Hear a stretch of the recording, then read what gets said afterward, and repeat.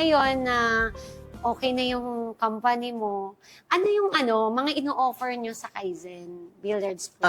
Okay. Kasi 'di ba noon parang lang, benta-benta lang Yes. ng billiards. Ngayon ano yung parang ginagawa nyo para makapasok din yung mga small entrepreneurs or yung mga walang puhunan? Yes. So, dati nga, ang ino-offer namin sa Kaizen Pro Billiards, yung mga customized billiard table, mga standard tournament size ng billiard table. Then, one time, nakaisip ako ng idea na paano ako makakapag-add ng value sa mga tao or paano ako makakapag-contribute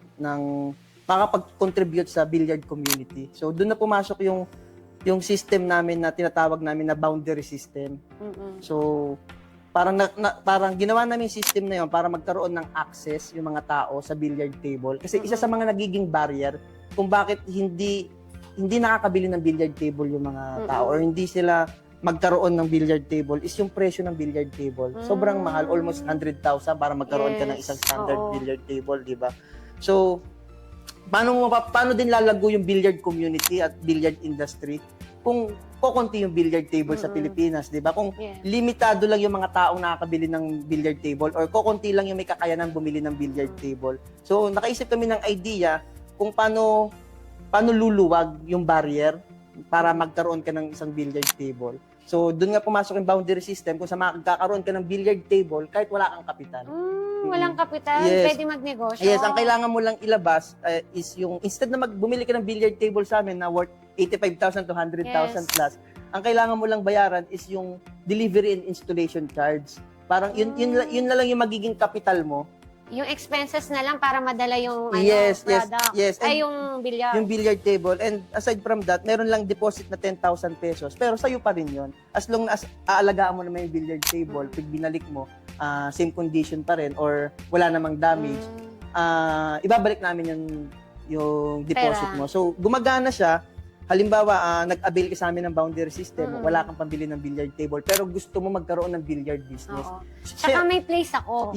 Siyempre, dumadaan sa screening yon. Ang requirements namin doon, tama ka, dapat may place ka, nasa iyo talaga, para hindi ka na magre-renta kasi mahihirapan ka pa pag nagre-rent ka. So, dapat maganda yung pwesto mo. And pangalawa, dapat may idea ka na sa billiard business or may idea ka sa billiard industry.